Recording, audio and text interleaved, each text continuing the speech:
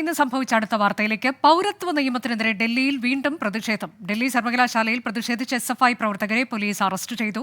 പ്രതിഷേധക്കാരെ police ബലമായി കസ്റ്റഡിയിലെടുത്തു. നിതിൻ അംബുജൻ വിവരങ്ങളുമായി. നിതിൻ, കഴിഞ്ഞ ദിവസങ്ങളിലൊക്കെ വലിയ പ്രതിഷേധമുണ്ടായിരുന്നു. ഇന്നലെയും നമ്മൾ കണ്ടതാണ്.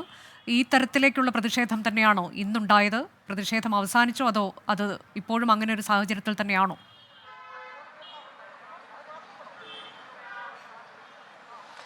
അനുജ, നിലവിലിപ്പോൾ പ്രതിഷേധം അവസാനിച്ചിരിക്കുകയാണ്. ഡൽഹി സർവകലാശാലയിലെ ആർട്സ് ഫാക്കൽറ്റിക്ക് മുന്നിലാണ് ഇത്തരത്തിൽ വിദ്യാർത്ഥികൾ പ്രതിഷേധിച്ചത്. SFI പ്രവർത്തകർ ക്യാമ്പസിനകത്ത് നിന്ന് ഈ ഗേറ്റിന് പുറത്തേക്ക് വരികയായിരുന്നു. ഇവിടെ വെച്ച് പോലീസ് SFI പ്രവർത്തകർ പ്രതിഷേധിക്കുമ്പോൾ സെക്യൂരിറ്റി ജീവനക്കാരെല്ലാം തന്നെ SFI പ്രവർത്തകരെ പുറത്തേക്ക് തള്ളുകയായിരുന്നു. അതിനുശേഷം SFI പ്രവർത്തകർക്ക് നേരെ സെക്യൂരിറ്റി ജീവനക്കാർ കയ്യേറ്റം നടത്തി. ഇതിനിടയിൽ SFI പ്രവർത്തകർ ഇവിടെ കുത്തിയിരുന്ന് പ്രതിഷേധിക്കുകയായിരുന്നു. എന്തായാലും പിന്നീട് പോലീസ് ഈ SFI പ്രവർത്തകരെ ഇപ്പോൾ കസ്റ്റഡിയിലെടുത്തിരിക്കുകയാണ്. പൂർണ്ണമായും ഇപ്പോൾ പോലീസ് പ്രവർത്തകരെ കസ്റ്റഡിയിലെടുത്തിട്ടുണ്ട്. ഡൽഹി സർവകലാശാലയ്ക്ക് മുന്നിൽ ഇപ്പോൾ പോലീസിനെ വിന്യസിച്ചിരിക്കുകയാണ്. ഇന്നലെ പ്രതിഷേധം നടന്ന അതേ സ്ഥലത്ത് തന്നെയാണ് ഇന്നും വിദ്യാർത്ഥികളുടെ നേതൃത്വത്തിൽ പ്രതിഷേധം നടന്നത്. ഇന്നലെ MSF-ഉം SIO IC അടക്കമുള്ള വിവിധ സംഘടനകളാണ് പ്രതിഷേധവുമായി ഉണ്ടായിരുന്നത്. ഇന്ന് SFIയുടെ നേതൃത്വത്തിലായിരുന്നു പ്രതിഷേധം.